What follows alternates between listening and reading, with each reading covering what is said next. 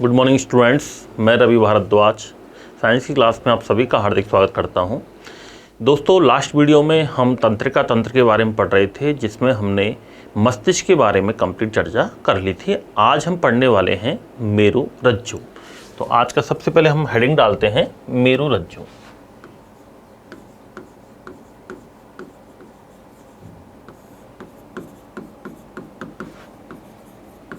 Spinal cord.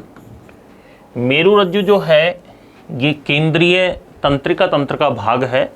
मैंने लिखवाया था कि केंद्रीय तंत्रिका तंत्र का निर्माण मस्तिष्क और मेरु रज्जु से मिलकर के होता है। तो इसमें अपन मेरु रज्जु के बारे में चर्चा करते हैं।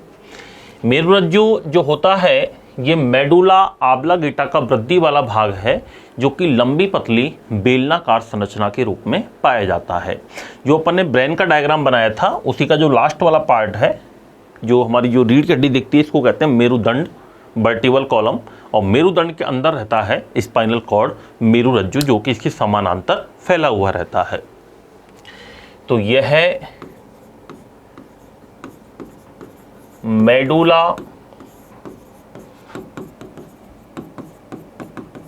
ऑब्लिंगेटा का वृद्धि वाला भाग है,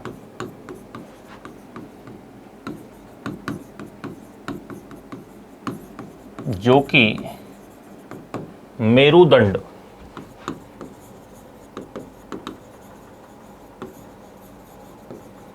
वर्टिबल कॉलम के अंदर स्थित रहता है। मेरुदंड के बीच में एक नाल पाई जाती है, जिसको क्या कहा जाता है, इसको स्पाइनल कैनाल कहते हैं, या इसको स्पाइनल कैविटी कहा जाता है, मेरु गुहा कहते हैं इसको। उसके अंदर एक द्रव भरा रहता है जिसको मेरु द्रव कहा जाता है।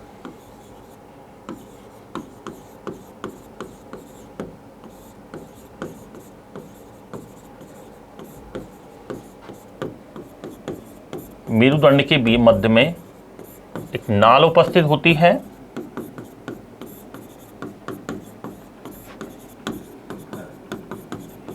जिसे मेरु गुहा कहते हैं। क्या कहा जाता है? मेरु गुहा कहते हैं। इसमें मेरु द्रव भरा रहता है, स्पाइनल फ्लूइड।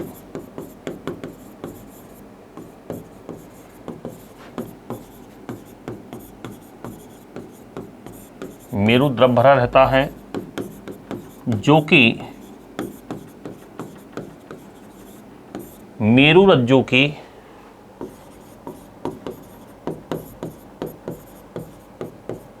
चोट आदि से सुरक्षा का कार्य करता है। क्या काम करता है? चोट आदि से सुरक्षा का कार्य करता है। मेरु रज्जु में 3 झिल्लियां पाई जाती हैं। इसमें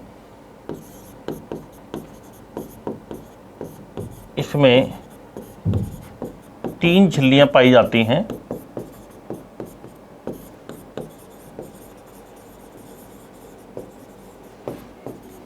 तीन झिल्लियां उपस्थित होती हैं इसके अंदर। वही बाहर वाली को ड्यूरामेटर कहते हैं, मध्य वाली को एरेक्नॉइड कहते हैं, और अंदर वाली को पायामेटर कहते हैं। ये तीनों झिल्लियां मेरु रज्जु की सुरक्षा का कार्य करती हैं। तो इसमें 3 झिल्लियां होती हैं। कौन कौन सी? बाह्य झिल्ली,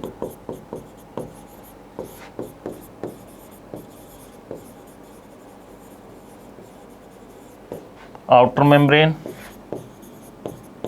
जिसको ड्यूरामेटर कहते हैं, मध्य झिल्ली,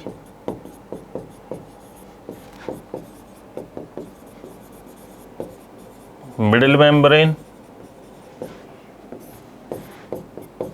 जिसको एरेक्नॉइड कहा जाता है, और एक आंतरिक झिल्ली, पायामेटर कहते हैं इसको,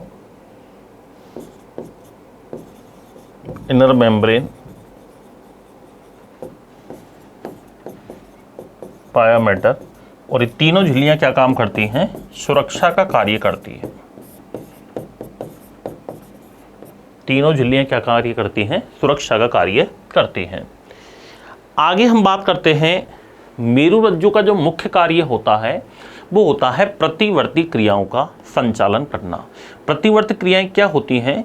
बाह्य उद्दीपन के प्रति होने वाली तत्काल अनुक्रिया। आपको किसी ने स्टिमुलस दिया, उद्दीपन दिया, आप किसी ने टच किया, पिंच वही आपके स्किन में, या आपको कोई तवे पर आपने गर्म हाथ रख दिया, तुरंत हम हाथ को हटा लेते हैं। जैसे ही हम रास्ते में चलते हैं, किसी कील या कांटे पर पैर रख देते हैं, पैर को तुरंत हटा लेते हैं। पैर को हटाने का मतलब है कि सबसे पहले आपकी तंत्रिकाओं के माध्यम से संदेश गया, आवेग गया, इंपल्स गया, और तुरंत मस्तिष्क मेरुरज्जु को संदेश देने का काम करता है। याद रखना कि पैर जो है वो गर्म तवे पर या कील पर, कांटे पर रखा जा चुका है, कृपया उसको वहां से हटाया जाए। ये क्रिया सेकंड से भी कम समय में पूर्ण हो जाती है। इसी को हम कहते हैं प्रतिवर्त क्रिया, रिफ्लेक्स एक्शंस। क्या कहते हैं? रिफ्लेक्स एक्शंस कहा जाता है। तो इसका जो मेन कार्य होता है वो होता है प्रतिवर्ती क्रियाओं का संचालन करना। मेरुरज्जु का प्रमुख कार्य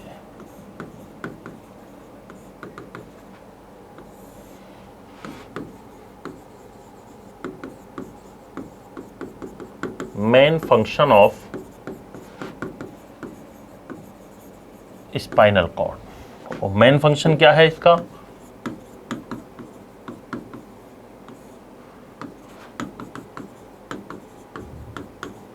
प्रतिवर्ती क्रियाओं का संचालन करना।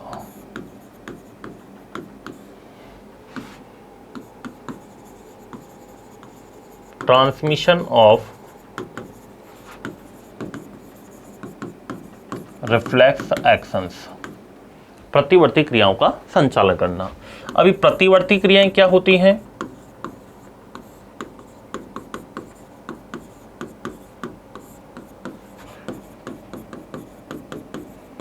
रिफ्लेक्स एक्शंस,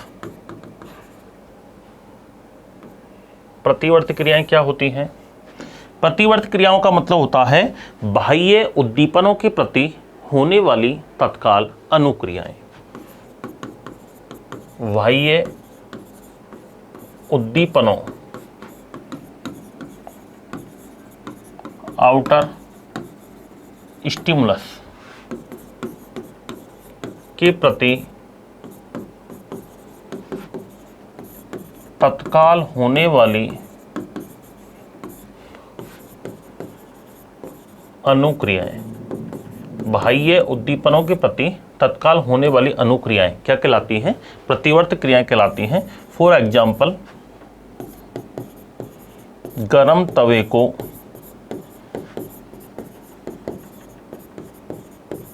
हाथ से छूने पर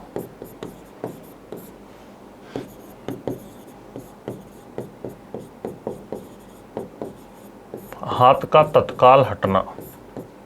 गरम तवे को हाथ से छूने पर हाथ का तत्काल हटना। और दूसरा, त्वचा पर पिन या सुई चुभोने पर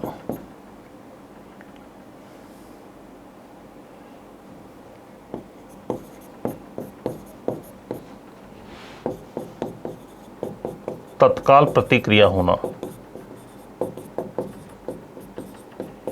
ये कहलाती हैं प्रतिवर्त क्रिया, रिफ्लेक्स एक्शन। और ये काम किसका होता है? स्पाइनल कॉर्ड का होता है, मेरुरज्जु का होता है। तो मस्तिष्क और मेरुरज्जु दोनों से मिलकर के सीएनएस, सेंट्रल नर्वस सिस्टम, केंद्रीय तंत्रिका तंत्र का निर्माण होता है। तो ये कहलाता है मस्तिष्क और मेरुरज्जु। इसमें ये जो सारा काम होता है वो न्यूरॉन्स के माध्यम से होता है। किससे होता है? न्यूरॉन्स के माध्यम से होता है। तो तंत्रिका तंत्र की मुख्य संरचनात्मक एवं क्रियात्मक इकाई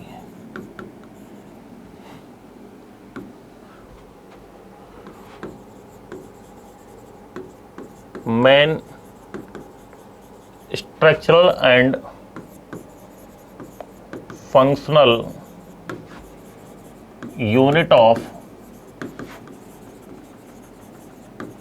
nervous system is called neuron.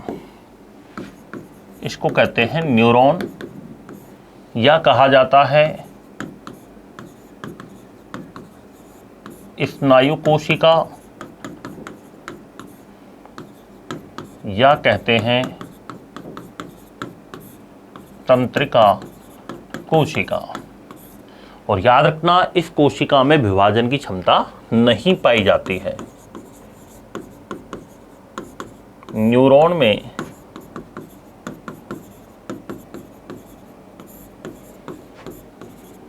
विभाजन की क्षमता नहीं पाई जाती है। न्यूरॉन जो होता है इसके अंदर विभाजन की क्षमता नहीं होती है। तो तंत्रिका तंत्र की मुख्य संरचनात्मक एवं क्रियात्मक इकाई क्या कहलाती है? न्यूरॉन कहलाती है। न्यूरॉन में विभाजन की क्षमता नहीं होती है। ये न्यूरॉन से मिलकर के ही तंत्रिका ऊतक का निर्माण होता है। न्यूरॉन से मिलकर तंत्रिका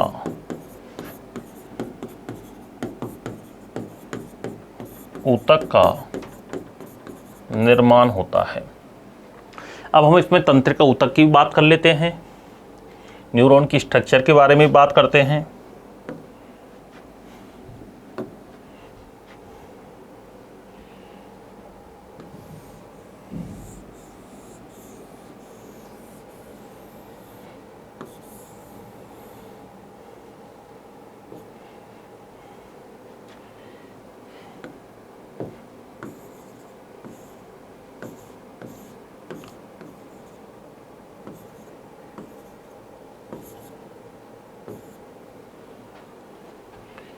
ये कहलाते हैं डेंड्रॉन्स। डेंड्रॉन से जो निकलते हैं इनको कहा जाता है डेंड्राइट्स।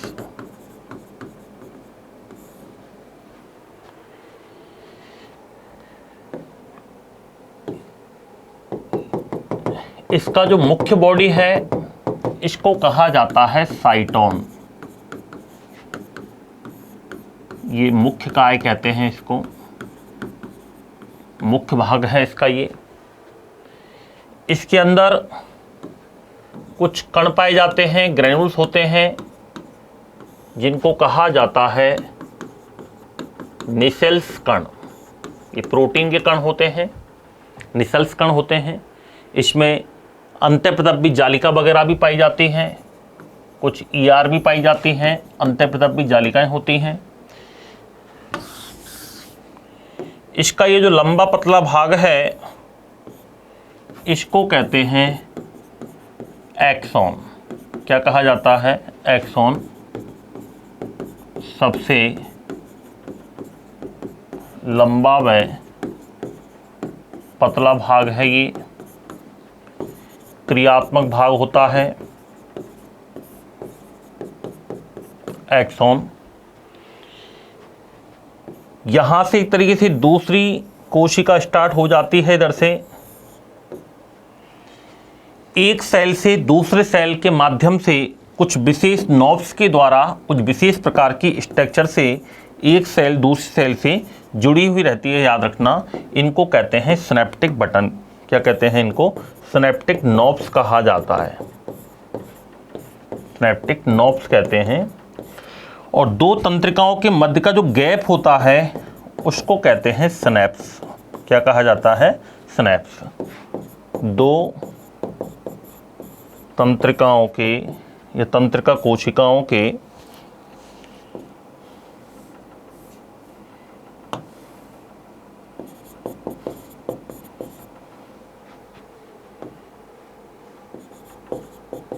दो तंत्रिका कोशिकाओं के मध्य मिलन स्थान को क्या कहते हैं? सिनेप्स कहा जाता है। आगे हम बात करते हैं, इस पर एक इस प्रकार का आवरण पाया जाता है, इसको कहते हैं माइलिन आवरण। क्या कहते हैं, माइलिन आवरण कहा जाता है। बीच बीच में जो गैप होते हैं इनको कहा जाता है रेनवियर नोड या रेनवियर की संधि कहते हैं। इनको क्या कहा जाता है, रेनवियर की संधि कहते हैं। याद रखना ये रेनवियर की संधि है। ये स्नैप्स कहलाता है, दो तंत्रिकाओं के मध्य का स्थान, स्नैप्टिक नॉब्स, एक्सॉन, डेंड्रॉन, साइटोन।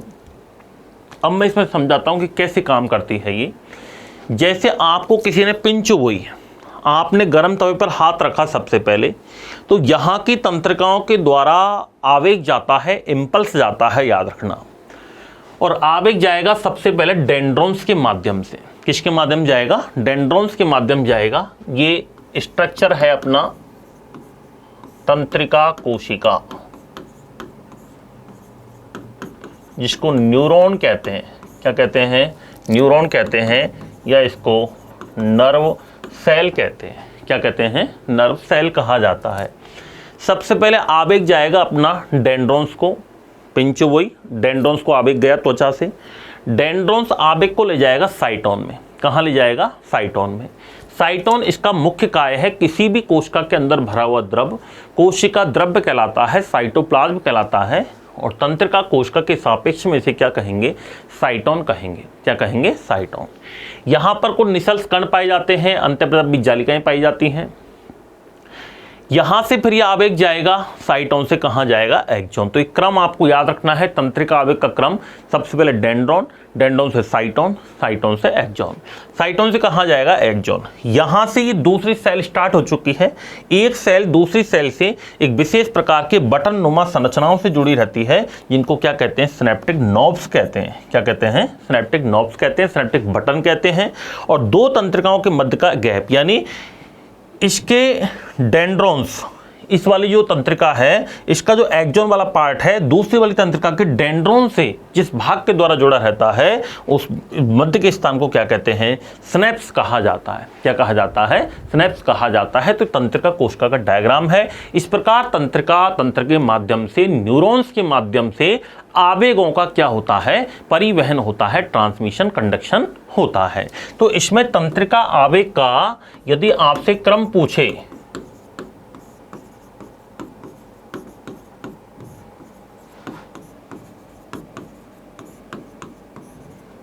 तंत्रिका आवेग का यदि क्रम पूछे तो सबसे पहले तो जाएगा डेंड्रॉन्स को,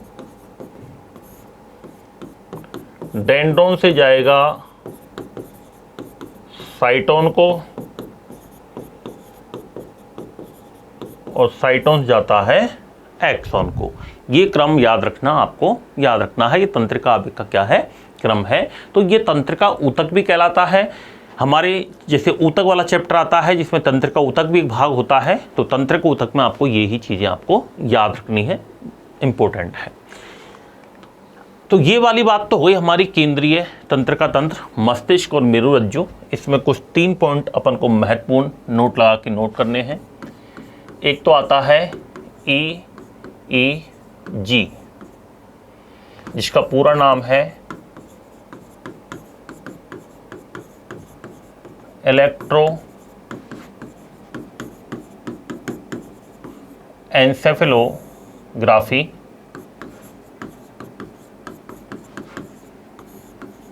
इससे किसकी जांच की जाती है, मस्तिष्क की जांच की जाती है। किसकी जांच की जाती है, मस्तिष्क की जांच करते हैं। एक आता है MRI, मैग्नेटिक रेजोनेंस इमेजिंग। इससे तंत्रिकाओं की जांच की जाती है। किसकी जांच करते हैं, तंत्रिकाओं की जांच करते हैं। तंत्रिकाएं मस्तिष्क और मेरुरज्जु दोनों से ही निकलती हैं। एक आता है CT स्कैन,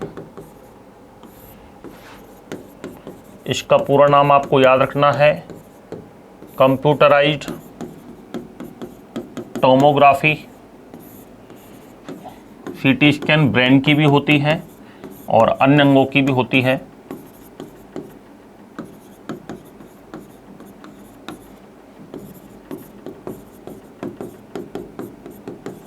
शरीर के अन्य अंगों की जांच भी होती है। तो 3 पॉइंट आपको महत्वपूर्ण याद रखने हैं। तंत्रिका तंत्र का अध्ययन कहलाता है न्यूरोलॉजी। डॉक्टर को कहते हैं न्यूरोलॉजिस्ट।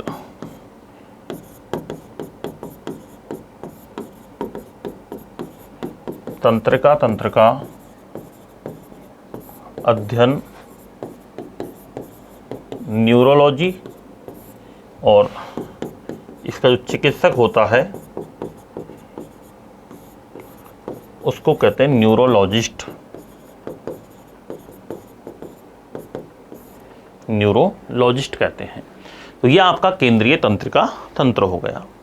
अब हम बात करते हैं, सेकंड नंबर पर आता है परिधीय तंत्रिका तंत्र।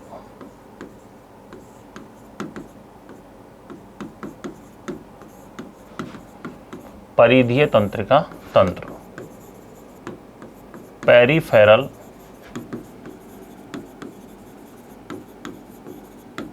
नर्वस सिस्टम, पीएनएस भी कहते हैं शॉर्ट में इसको। पेरिफेरल नर्वस सिस्टम का जो निर्माण होता है वो मस्तिष्क तथा मेरुरज्जु से निकलने वाली तंत्रिकाओं से मिलकर के होता है, और मस्तिष्क से 12 जोड़ी तंत्रिकाएं निकलती हैं और मेरुरज्जु से 31 जोड़ी तंत्रिकाएं निकलती हैं। इनसे मिलकर के किसका निर्माण होता है? परिधीय तंत्रिका तंत्र का निर्माण होता है। यानी इसका जो निर्माण होता है वो मस्तिष्क, ब्रेन तथा मेरुरज्जु, स्पाइनल कॉर्ड, मेरुरज्जु से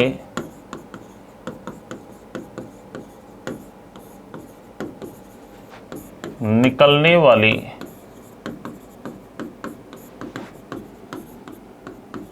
तंत्रिकाओं से मिलकर होता है। मस्तिष्क से 12 जोड़ी, ये आपको याद रखना है, तथा मेरुरज्जु से 31 जोड़ी तंत्रिकाएं निकलती हैं। मस्तिष्क से 12 जोड़ी और मेरुरज्जु से 31 जोड़ी तंत्रिकाएं निकलती है। इनसे मिलकर किसका निर्माण होता है? परिधीय तंत्रिका तंत्र का निर्माण होता है। तीसरा एक आता है स्वायत्त तंत्रिका तंत्र।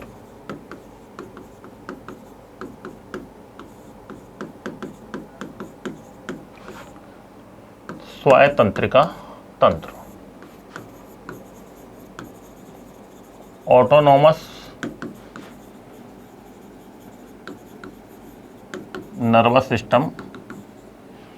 स्वायत्त तंत्रिका तंत्र के बारे में लैंगली महोदय ने बताया था। किसने बताया था? लैंगली महोदय ने। इसके बारे में वैज्ञानिक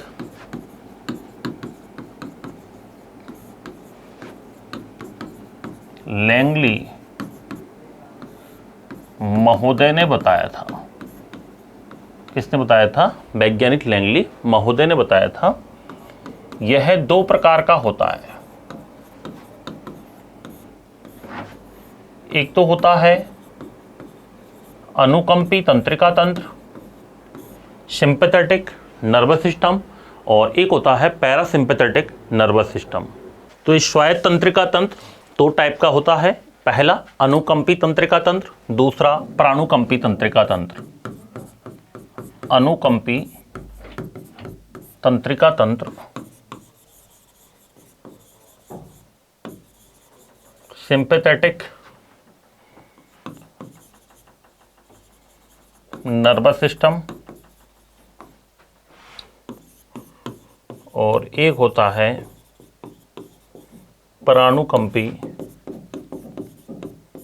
तंत्रिका तंत्र,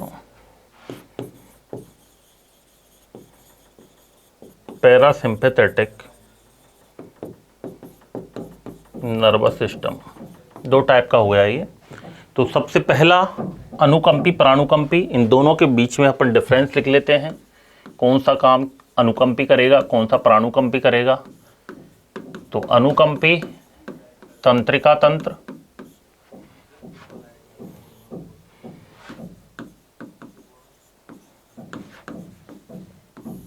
प्राणुकंपी तंत्रिका तंत्र, सिंपैथेटिक एंड पैरासिम्पैथेटिक। जिस काम को अनुकंपी बढ़ाता है उसको प्राणुकंपी कम करता है, जिस काम को अनुकंपी कम करता है प्राणुकंपी इसको बढ़ा देता है। सबसे पहले इससे एक पदार्थ का स्राव होता है,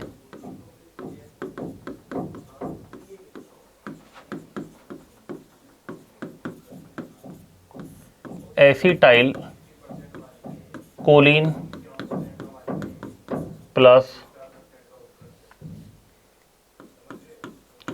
सिंपैथेटिन, और इससे केवल जो पदार्थ का सीक्रेशन होगा वो होगा एसिटाइल कोलिन। पहला अंतर। दूसरा पॉइंट है, यह हृदय धड़कन को बढ़ाता है,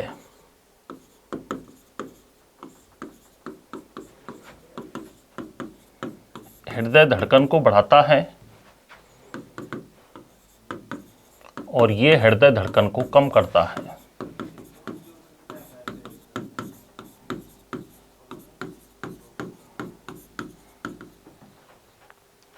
तीसरा, त्वचा में उपस्थित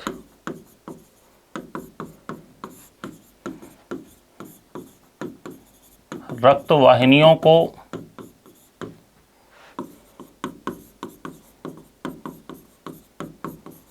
सिकोड़ता है और यह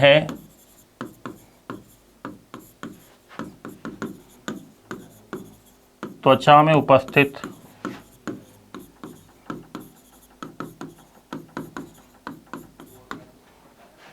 रक्त वाहिनियों को फैलाता है। चौथा अंतर, यह हृदय तथा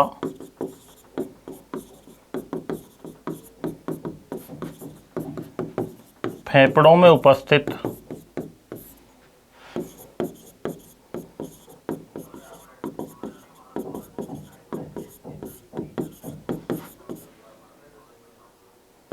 रक्तवाहिनियों को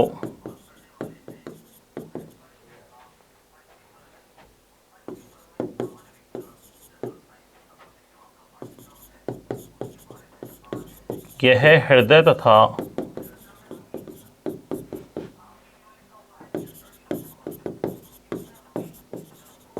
फेफड़ों में उपस्थित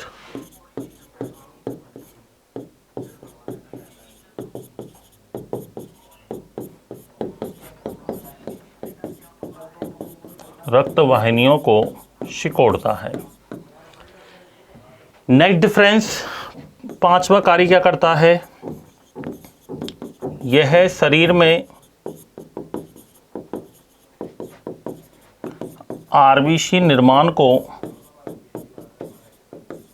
बढ़ाता है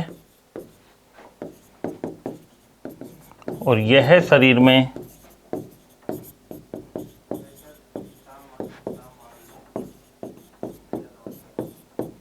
आरबीसी निर्माण को कम करता है। तो 5 कार्य तो ये हमारे हो चुके हैं। अगला हम बात करते हैं छठा कार्य।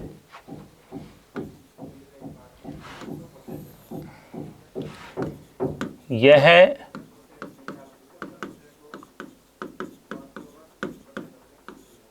लार स्त्रवण को कम करता है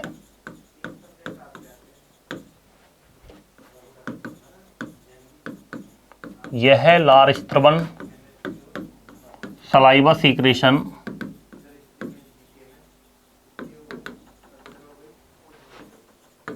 को बढ़ाता है। अगला,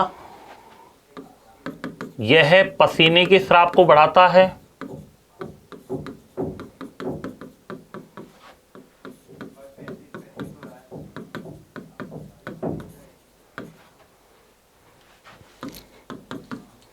यह पसीने के स्राव को कम करता है।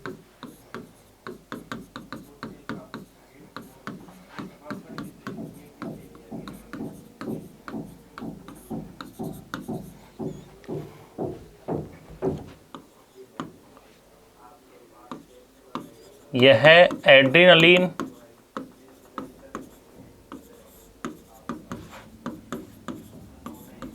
हार्मोन के स्राव को बढ़ाता है। यह कम करता है।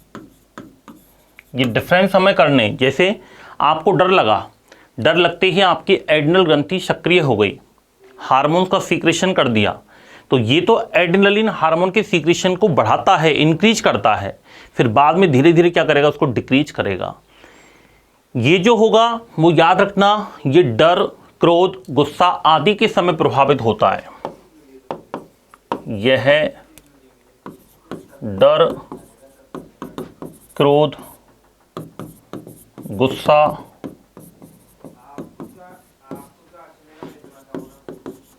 आदि के समय प्रभावित होता है।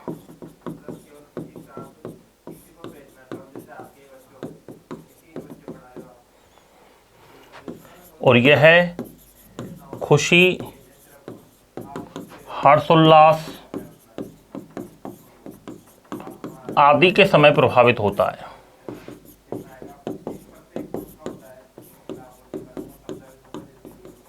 जैसे आपको डर लगा, डर लगते ही आपके रोंगटे खड़े हो गए इसके प्रभाव से, लेकिन जैसे डर खत्म हुआ, स्थिति नॉर्मल हुई, आपके रोंगटे धीरे धीरे बैठ जाते हैं, वो इसके प्रभाव से बैठते हैं। यानी इसके प्रभाव से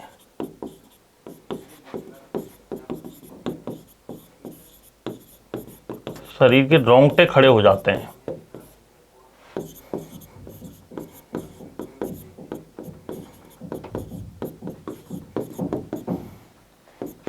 इसके प्रभाव से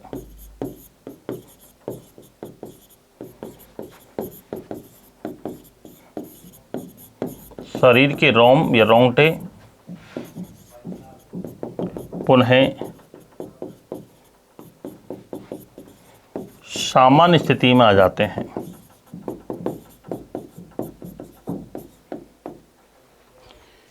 तो लाल स्त्रवन को कम करता है, ये लाल स्त्रवन को बढ़ाता है, याद रखना। पसीने के स्राव को बढ़ाता है, ये पसीने के स्राव को कम करता है।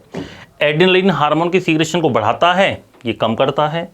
ये डर, क्रोध, गुस्सा आदि के समय प्रभावित होता है। ये हर्षोल्लास, खुशी के समय प्रभावित होता है। इसके प्रभाव से शरीर के रोंगटे खड़े हो जाते हैं। इसके प्रभाव से शरीर के रोंगटे वापस उसी अवस्था में आ जाते हैं। यह है लैक्राइमल ग्रंथियों से आंसुओं का स्रावन होता है, आंसू निकलते हैं, तो यह अश्रु स्त्रवण को बढ़ाता है। और ये क्या काम करता है, यह है अश्रु स्त्रवण को कम करता है। क्या काम करता है, अश्रु स्त्रवण को कम करता है। यह मूत्राशय को फैलाता है। यह मूत्राशय को सिकोड़ता है। आँख की पुतली आइरिश, यह आइरिश को सिकोड़ता है। यह आइरिश को फैलाता है।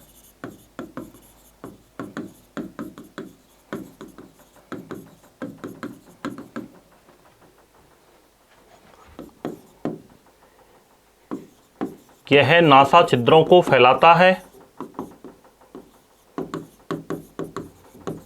गुस्सा आती है, नासा छिद्र थोड़ी से फैलते हैं। यह नासा छिद्रों को सिकोड़ता है।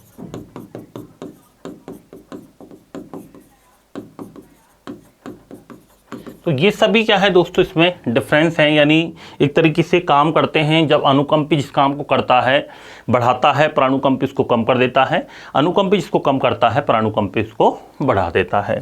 तो ये इसमें मेन इनके कार्य हैं। अनुकंपी तंत्रिका तंत्र से पदार्थ का सीक्रेशन होता है एसिटाइल कोलिन प्लस सिंपैथेटिन, इससे सीक्रेशन होता है एसिटाइल कोलिन। ये हृदय धड़कन को बढ़ाता है, ये कम करता है। त्वचा में उपस्थित रक्तवाहिनियों को सिकोड़ता है, ये फैलाता है। ये हृदय तथा फेफड़ों में उपस्थित रक्तवाहिनियों को फैलाता है, ये रक्तवाहिनियों को सिकोड़ता है। ये आरबीसी निर्माण को बढ़ाता है, ये कम करता है। ये लार सीक्रेशन को कम करता है, ये बढ़ाता है। ये पसीने की सीक्रेशन को बढ़ाता है, ये कम करता है। ये एड्रेनलिन हार्मोन की सीक्रेशन को बढ़ाता है, ये कम करता है। ये डर, क्रोध, गुस्सा आदि के समय प्रभावित होता है। ये हर्ष, उल्लास, खुशी के समय प्रभावित होता है। इसके प्रभाव से शरीर के रोंगटे खड़े हो जाते हैं, इसके प्रभाव से शरीर के रोंगटे पुनः सामान्य अवस्था में जाते हैं। ये लैक्राइमल ग्रंथियों से अश्रु स्त्रवण को बढ़ाता है, वो कम करता है। ये मूत्राशय को फैलाता है, मूत्राशय को सिकोड़ता है। आइरिस को सिकोड़ता है, आइरिस को फैलाता है। नासा छिद्र को फैलाता है और नासा छिद्रों को सिकोड़ता है। तो दोस्तों ये हमारा टॉपिक जो पूरा हुआ है वो हुआ है नियंत्रण एवं समन्वय, कंट्रोल एंड कोऑर्डिनेशन। जो टॉपिक है वो यहाँ पर हमारा जाकर के कंप्लीट हो जाता है। तो अभी तक हमने जितने वीडियो पढ़े हैं, अंतःस्रावी तंत्र प्लस तंत्रिका तंत्र, दोनों को मिलाकर के हमारा नियंत्रण एवं समन्वय टॉपिक हमारा यहाँ पर कंप्लीट हो जाता है। अब हम मिलेंगे नेक्स्ट क्लास में नए टॉपिक के साथ। Thank you so much.